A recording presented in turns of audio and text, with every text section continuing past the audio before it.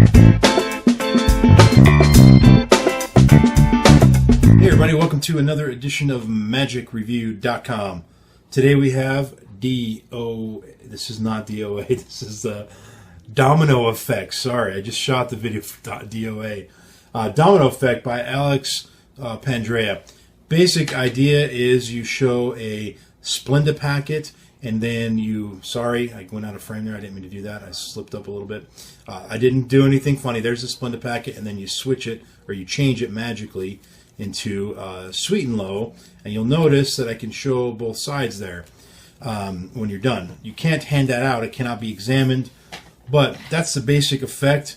There's lots of ways you can present that. One of the ways he presented it, which I think is the one that's in the trailer, is he puts a Splenda and a NutraSweet in the spectator's hand. He then reaches out, pulls the Splenda, leaving the NutraSweet here, then bam, this one's NutraSweet, and he has them open their hand, and now it's Splenda.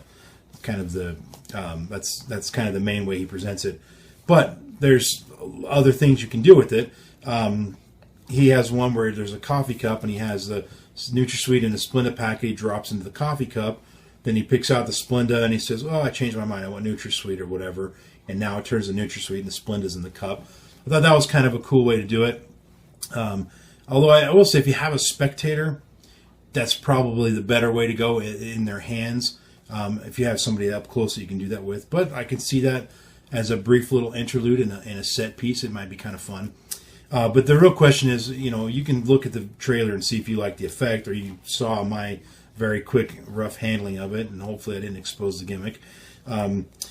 That's the basic effect. The question is, how good is the method? And it's actually very simple, very easy to do. I've never practiced it. I just played around with it after getting it out of the package. It relies on a gimmick that comes with the DVD, but they also teach you how to make it in case yours gets old and worn out, which it eventually will. So it's pretty simple. It's within the reach of any skill level, I think. The only kind of problem I have with the DVD was during the bonus section. There was a lot of ideas that he had where he didn't even explain them at all, other than to say, "Oh, you could do this, or you could do that, or you could do this." And a couple of them were ones where I was very unclear how you would actually do the effect he was saying. He didn't even walk through it or anything. He didn't have the gimmick in hand. He just would briefly explain what the other possible effects were. So that was a little bit of an issue for me. But other than that, I think it's fine. So the question is, do you see yourself doing this kind of an effect? And it's probably more suited for a casual thing when you're hanging out with friends and you're at a restaurant or a coffee shop or something.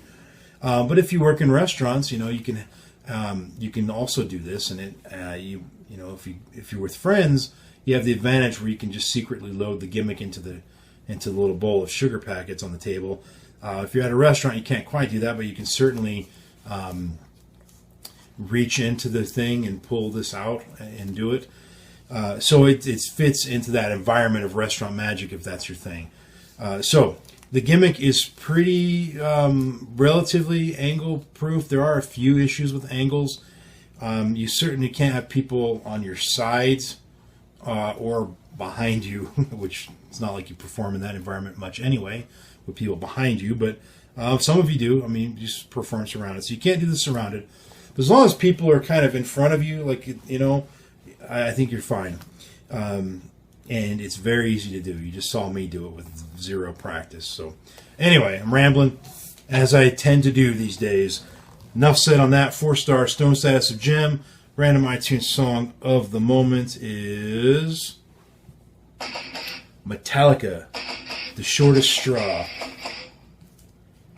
Weird. Sorry, I'm distracted by something odd. I just filmed 7 videos, and every one of them, the random iTunes song was either Metallica, Iron Maiden, or Taylor Swift. No, there was one Patsy Cline in there, but other than that, they were all Metallica, Taylor Swift, Iron Maiden. I thought that's a little bit weird. Anyway, Shortest Straw. Speaking of restaurant stuff, we got straw, although they're not talking about drinking straw in this case. It's more like, straw, hay.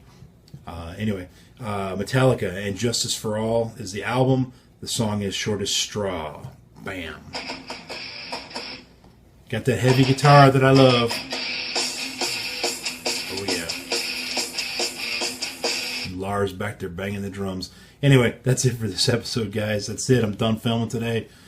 So, thanks for watching. I'll see you guys on my next review. Peace out.